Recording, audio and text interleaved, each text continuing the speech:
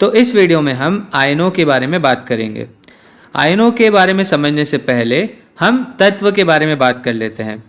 उदाहरण के लिए मान लेते हैं कि हमारे पास एक कार्बन है। तो कार्बन एक तत्व यानी एक एलिमेंट होता है, और अभी ऐसा मान लेते हैं कि हमारे पास कार्बन का एक ही परमाणु है यानी एक ही एटम है।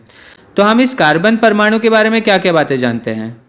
तो हमें पता है कि एक कार्बन में 6 प्रोटॉन्स होते हैं, और यदि ये उदासीन कार्बन है यानी न्यूट्रल कार्बन है तो इसमें 6 इलेक्ट्रॉन्स भी होंगे, यानी कि 6 धनात्मक आवेश और 6 ऋणात्मक आवेश, जिस कारण से ये उदासीन होगा। अब चलिए ये मान लेते हैं कि हमारे पास एक कार्बन का आयन भी है। हालांकि आमतौर पर हमें कार्बन के आयन नहीं मिलते, पर इस उदाहरण को समझने के लिए ऐसा मान लेते हैं। तो कार्बन के आयन होने का मतलब ये होगा कि मान लीजिए उसमें 6 प्रोटॉन है, तो हो सकता है कि उसके अंदर केवल 5 इलेक्ट्रॉन ही हो, यानी कि उसमें जो धनात्मक आवेश है और जो ऋणात्मक आवेश है उन दोनों की संख्या अलग अलग हो सकती है। लेकिन हाँ, एक बात पर ध्यान दीजिएगा कि हमारे पास अभी भी 6 प्रोटॉन्स ही होंगे, क्योंकि हम प्रोटॉन के आधार पर ही किसी तत्व को परिभाषित करते हैं। कि मान लीजिए ये कार्बन है, कैसे परिभाषित करते हैं कि इसमें 6 प्रोटॉन है, तो प्रोटॉन तो उतने ही रहेंगे, लेकिन इलेक्ट्रॉन्स की जो संख्या है वो कम या ज़्यादा हो सकती है। तो अभी भी हम कार्बन की बात कर रहे हैं, लेकिन अब हमारे पास जो धनात्मक आवेश है वो ऋणात्मक आवेश की तुलना में अधिक है। हमारे पास एक अधिक धनात्मक आवेश है, तो इस कार्बन को हम इस तरह से लिखेंगे C1+, या फिर आप इसे केवल C+ भी लिख सकते हैं। तो अब आप इसे कार्बन का परमाणु नहीं कहेंगे, अब आप इसे कार्बन का आयन कहेंगे, क्योंकि यहाँ पर एक नेट आवेश, एक नेट चार्ज है। तो परमाणु उदासीन होते हैं, और जब भी उन पर कोई नेट आवेश आ जाए तो वे आयन बन जाते हैं। जैसे यहाँ पर प्रोटॉन और इलेक्ट्रॉन्स की जो संख्या है वो अलग अलग है। अच्छा, चलिए देखते हैं कि यदि हमारे पास कोई ऐसा तत्व होता जिसमें 5 प्रोटॉन और 6 इलेक्ट्रॉन है, तो ये कौन सा तत्व होता? ये होता बोरॉन। ये बोरॉन क्यों होता? क्योंकि इसमें 5 प्रोटॉन है, और आपको ध्यान होगा कि प्रोटॉन के आधार पर ही हम एक तत्व को परिभाषित करते हैं। तो ये बोरॉन है। अब यदि ये उदासीन बोरॉन होता तो इसमें 5 प्रोटॉन होते और 5 इलेक्ट्रॉन होते, लेकिन यहाँ पर इसके पास एक अतिरिक्त इलेक्ट्रॉन है, यानी कि इसमें एक अतिरिक्त ऋणात्मक आवेश है। तो आप इसे माइनस लिख सकते हैं। तो ये B- बोरॉन का एक आयन है। तो जब भी प्रोटॉन और इलेक्ट्रॉन्स की संख्या अलग अलग होगी तो हम उन्हें आयन कहेंगे।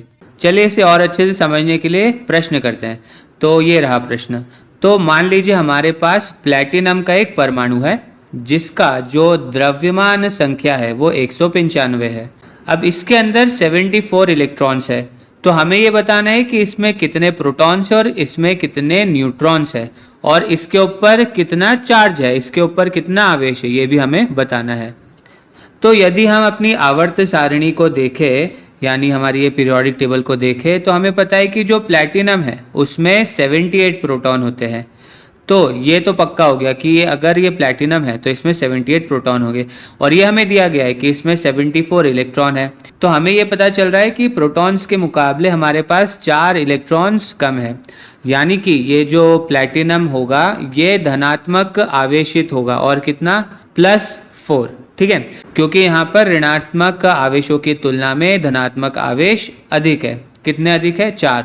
तो ये है Pt4+। और वैसे ये जो धनात्मक आयन होते हैं इन्हें हम धनायन यानी कि कैटायंस कहते हैं, यानी कि प्लैटिनम जो है ये एक धनायन है।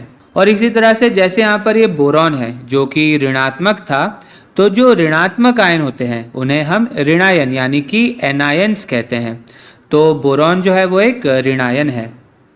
चलिए फिर से इस प्रश्न पर आते हैं और इसे पूरा करते हैं। तो हमें ये दिया गया था कि ये जो प्लैटिनम है इसकी जो द्रव्यमान संख्या है वो 195 है, और इसमें 74 इलेक्ट्रॉन्स है, और हमें प्रोटॉन, न्यूट्रॉन और इस पर कितना आवेश है वो निकालना था। तो हमने प्रोटॉन्स की संख्या तो निकाल ली, वो होती है 78, और हमने आवेश भी निकाल लिया, वो है +4। ठीक है, अब हमें ये निकालना है कि इसमें कितने न्यूट्रॉन्स है। तो न्यूट्रॉन्स के लिए हम क्या कर सकते हैं? तो ये जो द्रव्यमान संख्या होती है वो किसके बराबर होती है? वो प्रोटॉन की संख्या जमा न्यूट्रॉन की संख्या के बराबर होती है। यानी कि जो न्यूट्रॉन्स की संख्या होगी वो क्या होगी, द्रव्यमान संख्या माइनस प्रोटॉन्स की संख्या। तो n क्या हो जाएगा, 195 माइनस 78, तो हमें क्या मिलेगा, 117। तो न्यूट्रॉन्स कितने हैं, 117। तो इस वीडियो से जो आपको मुख्य बात याद रखनी है वो ये है कि जो परमाणु होते हैं यानी जो एटम्स होते हैं उनमें इलेक्ट्रॉन्स और प्रोटॉन्स दोनों की संख्या एक समान होती है। इसी कारण से वे उदासीन होते हैं यानी न्यूट्रल होते हैं।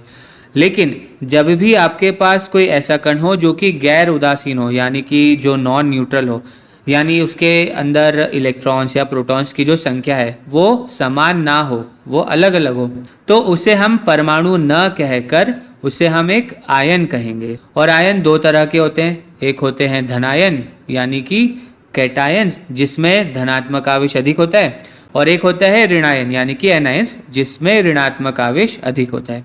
ठीक है, चलिए अब मिलते हैं अगले वीडियो में।